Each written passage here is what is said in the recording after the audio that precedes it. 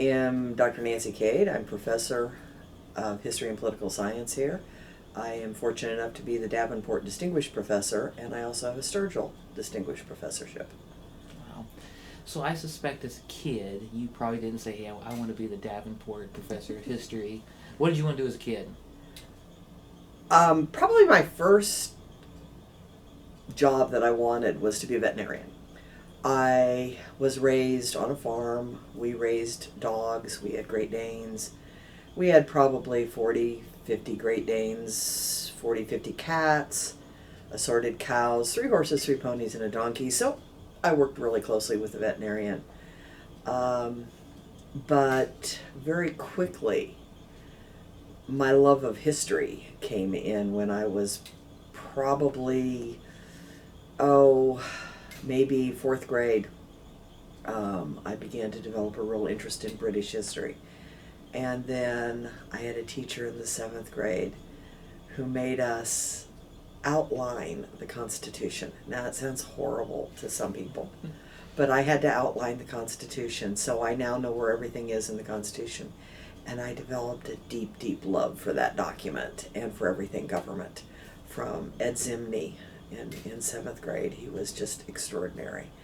So I've been through a few things. I wanted to be a veterinarian at one time. I wanted to be a lawyer at one time. I think every history, political science person wants to be a lawyer at some point in their life. And then I wanted to be a teacher. But I wanted to be a middle school, high school teacher. And I went through an education program and I did my student teaching and realized that was not at all where I wanted to be. And so some of my professors said, why don't you go for the PhD? And they talked me into it, and I didn't think I had the smarts. I really didn't. And they talked me into it. They saw something I didn't see, and they put me into the classroom almost immediately. So I started teaching college when I was 23.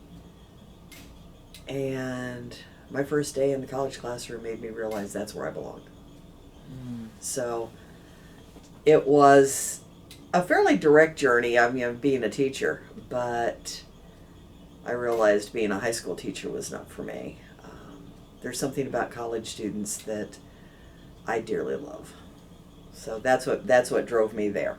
Wow. So dream job, would you say that you're living it? Is there a dream job for Dr. Nancy Cade? I think I'm living it. I've been here for 33 years. I just want to... Been here for 33 years. It's not always been perfect, but I love the small school atmosphere. One of the things that you will find here that you won't find at some of the big universities is how well you get to know your classmates and how well you get to know your professors. I compare it to when I was in graduate school. When I was in graduate school, I knew all the other people in my graduate program. I knew all the profs. We all would walk in and out of each other's offices without a bat of an eye. And there was a very close camaraderie. Like I said, they talked me into the PhD program. And one of the things that I like so much about UPike is I love getting to know my students.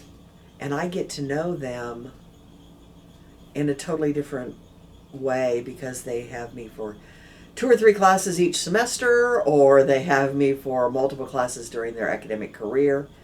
And the fact that they share that small part of their life with me is, to me, the best part of my career. Mm-hmm. So on this track, what is one thing you think spurred you particularly towards the track that you're on? I think,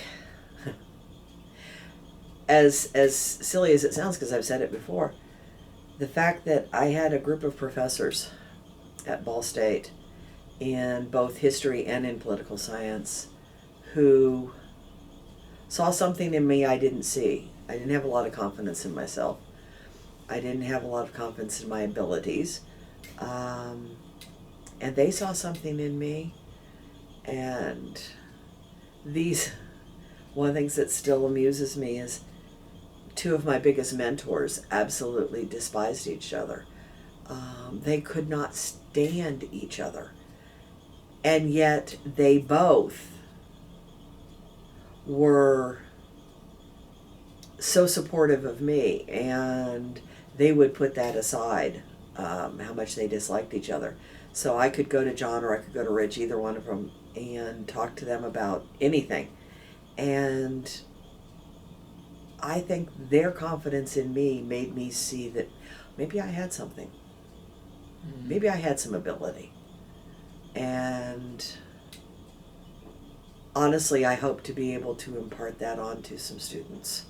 Maybe I see something in them that they don't see in themselves. And I know I've done that with a couple of students, but that to me is such a huge part of what I do. Yeah, so speaking of that, you think about life call, and I know it takes a whole life to develop what you're doing, but in one sentence, how would you say, hey, Dr. Nancy Cade, I am called to... Well, I'm going to steal a quote, and it's actually two sentences. No one knows who actually said this.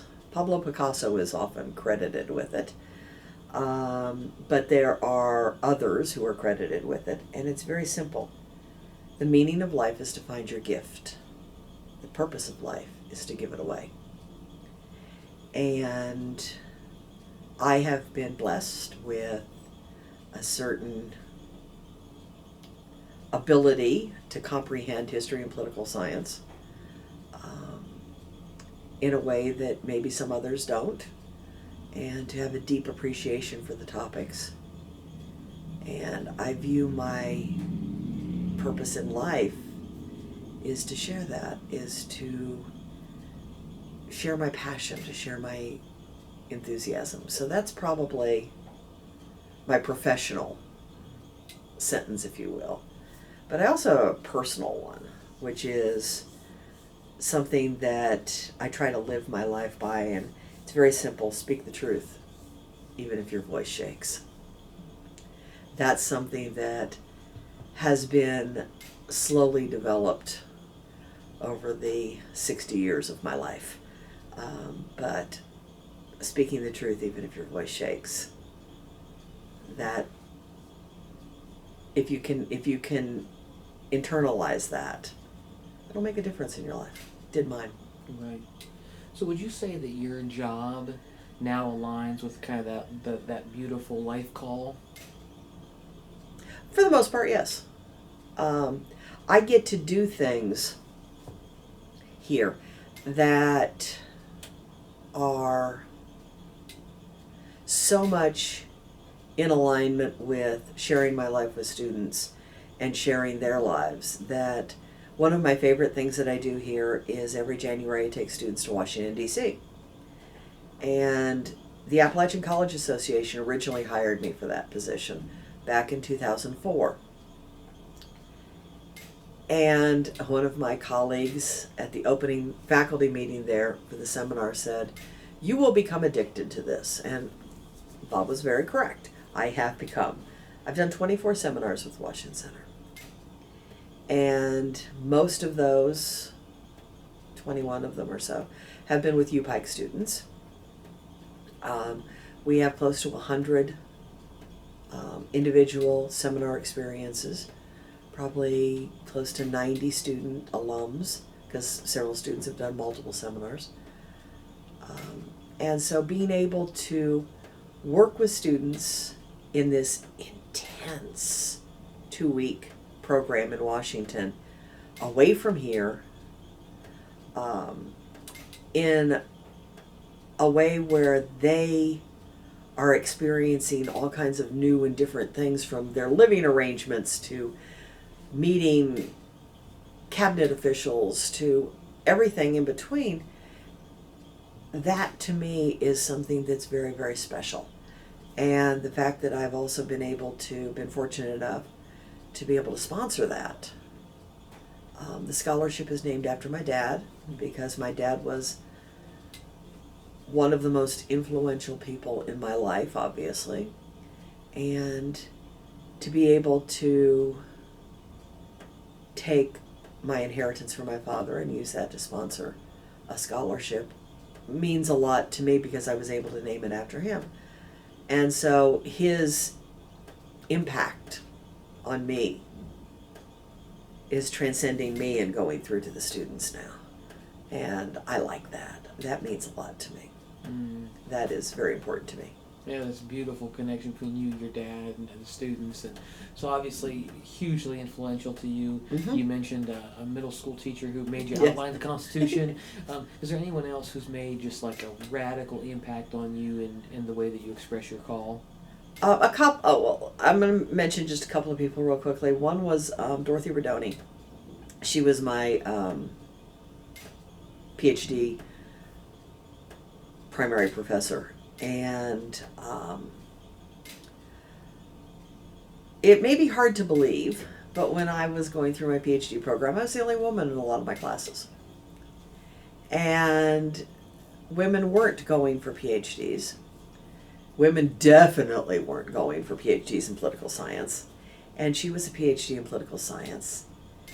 And just her mere presence as a female role model was quite extraordinary because her specialty was military history. Her specialty was national defense, things that women never went into. And, and the presidency. And so that's been extraordinary to have that. I mentioned John Barber. He was, if I could be half the teacher that he was, it would be everything. He was an extraordinary mentor. And the lovely thing is we're still in contact with each other.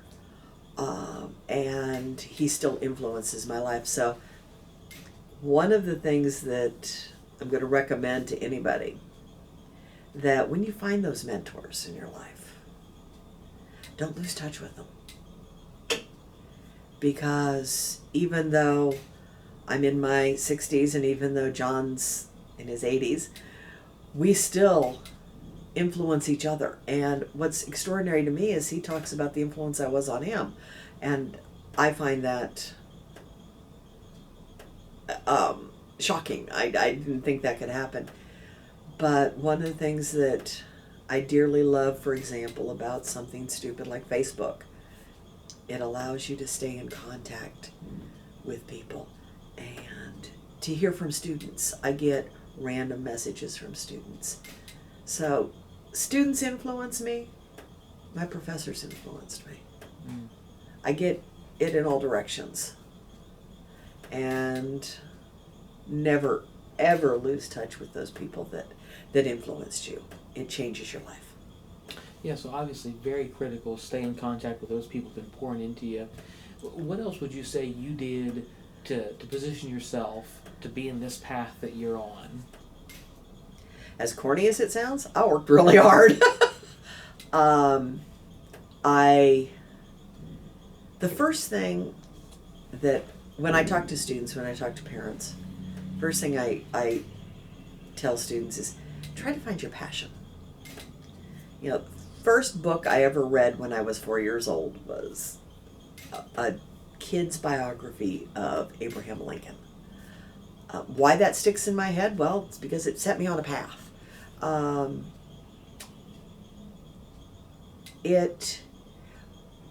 Explore everything. Take that sociology class. I know a colleague of mine who started out as a computer science major, took a sociology class. He's now one of our sociology professors, Eric Prim. Take that biology class. I thought biology was fun. It was the easiest A I ever had. Yeah, don't tell the biology people that. But anyway, it was. To me, it was just a fun class. Take those other classes. Take the class that you don't think you know anything about or you necessarily have an interest in. It might change you, or it might confirm that, no, I really don't like this. I really don't like it. That was what happened with me with anthropology. I really didn't like it. Liked the professor. It was a good class. I took it. I never have to take that again. And for me, what set me on, on the path is it was something, I was weird. I was the kid who always loved history, who always loved political science. I used to watch the political conventions every 4 years when I was a little kid. Watched the first set when I was 5. Was fortunate enough to go to my first one in 2004 and actually see what they were like in person. Take advantage of any travel you can. If you can go, if you're interested in politics and you can go to Washington, D.C., do it. That is the heart of politics. That's where you want to be. That's where you get to meet some extraordinary people. For me, politics, political science, history, especially British history, just have always been a part of my DNA. I'm a little different. My husband started out as an electrical engineer and he ended up as a professor of mathematics and computer science. How'd that happen? Me, I majored in history in high school. We had majors in high school. Yeah, so you have this very kind of clear, straight kind of path. Yeah, it never changed. But I suspect still some obstacles on the way. And how did you navigate any obstacles or challenges to kind of get to where you're at? My biggest obstacle was I went straight through. I started my master's before I finished my bachelor's because they figured out a way to make that happen. I started my PhD before I finished my master's because, again, my professors figured out a way to make that happen. And because of that, I hit the wall at one point when I was working on my PhD, and I got burnt out. I finished within the time period. Actually, I had to have a small extension because one of my professors was on sabbatical, and so I had to have a 3-month, extension. But I hit burnout, and that has given me mixed emotions. A lot of people recommend you need to go straight through school and finish it as quickly as you can. And other people say, oh no, take some time off. And I can see the advantages to both. I know if I had taken time off, I never would have finished. But that burnout period that I had, which lasted a couple of years, I was still teaching. I was still working for Ball State, but I wasn't doing the research I should have been doing because I was done with my coursework, done with my exams. All I had left was my dissertation. And that phrase, anybody that's got a PhD knows exactly what I just said. All I had left was my dissertation, which is sort of like, all you have left is this 300-foot wall to scale. And I finally, one day, just was too embarrassed. I just had to finish it.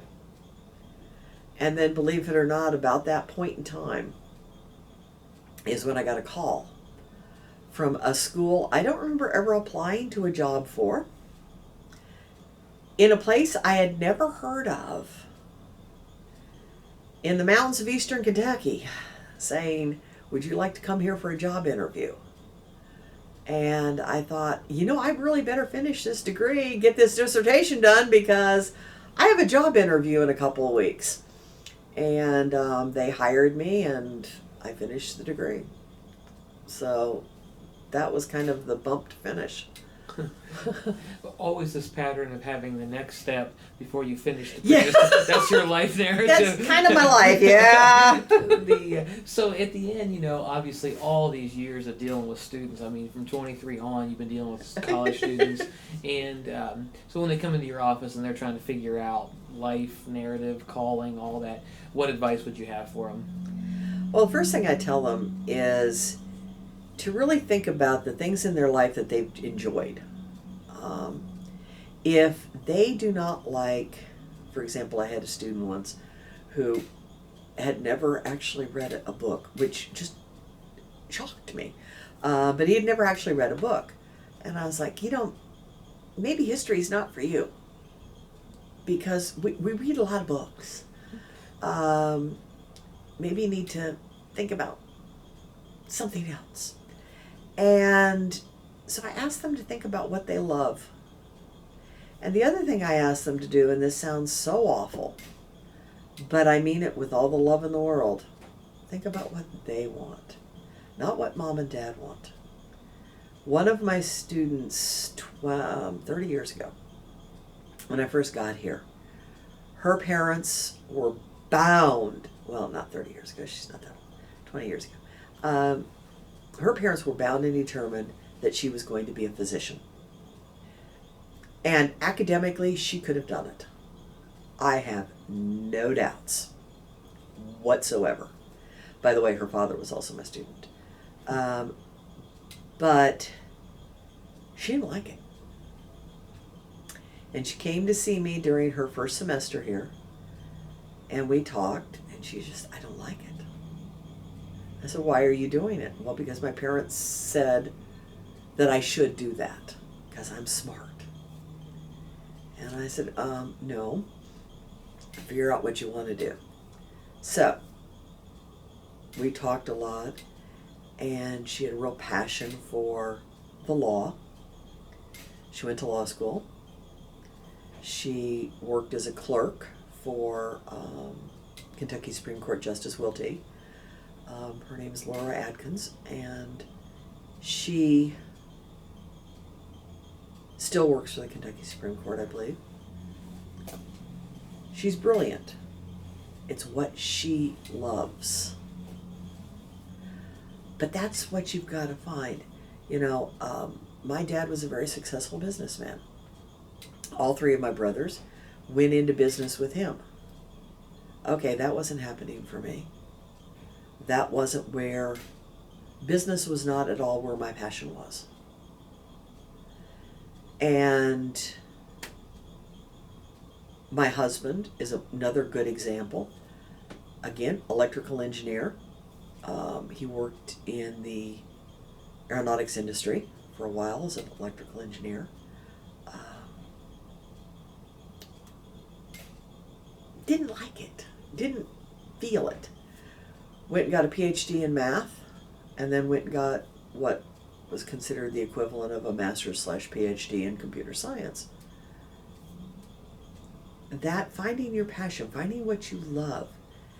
And the other thing to keep in mind that's so important, you can always change your mind. And it's not a bad thing.